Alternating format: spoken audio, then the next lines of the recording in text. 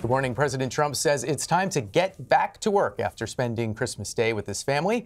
Today, he says he'll be working on his 2018 agenda. And that could include health care. Earlier this morning, the president took to Twitter, writing, based on the fact that the very unfair and unpopular individual mandate has been terminated as part of our tax cut bill, the Democrats and Republicans will eventually come together and develop a great new health care plan. For more on the president's to-do list, we're joined by CBS News national correspondent Chip Reid. He's with the president in West Palm Beach, Florida.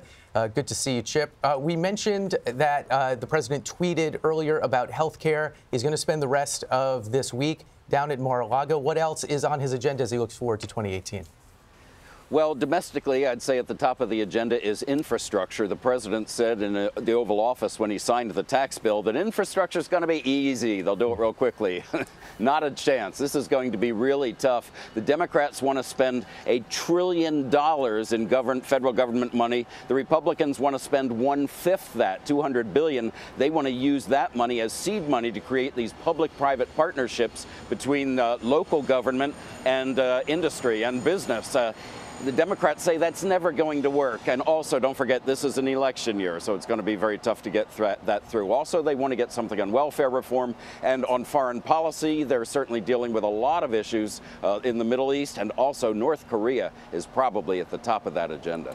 Chip, speaking of the Middle East, another churning issue over the holiday season is the decision to locate the U.S. Embassy in Jerusalem. There was a stinging rebuke of that decision at the United Nations. The Trump administration said it would be taking names, and now it says it's going to cut the United Nations budget next year. What's the state of this controversy, and where is it heading in 2018?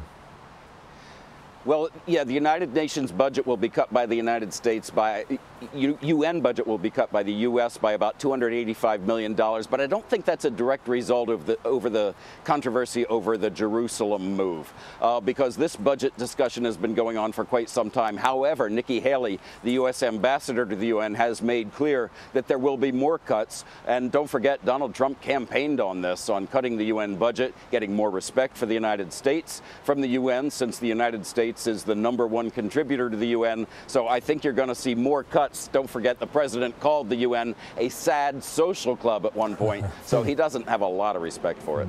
Well, it's also interesting how that UN cut is the total cut for the budget. The U.S. pays about 22% of it, but Haley and the administration positioned it as, you know, this was what we wanted to do. We led this budget cut.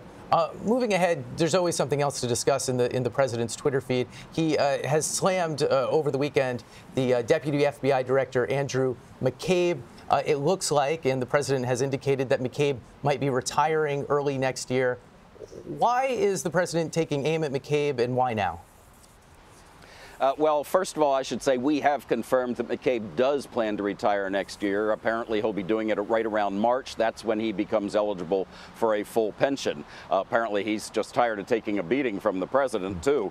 But the president believes that McCabe, who was a very significant figure in the investigation by the FBI of Hillary Clinton's emails, he believes that McCabe was biased in favor of Hillary Clinton and against Donald Trump.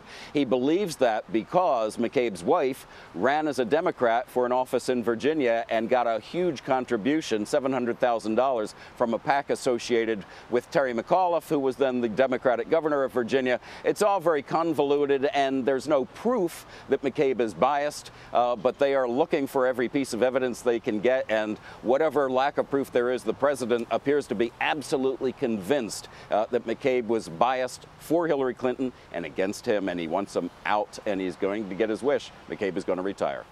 All right, Chip Reid for us in sunny Florida, having what the president might describe as a working holiday. Chip, thank you very much. That's right.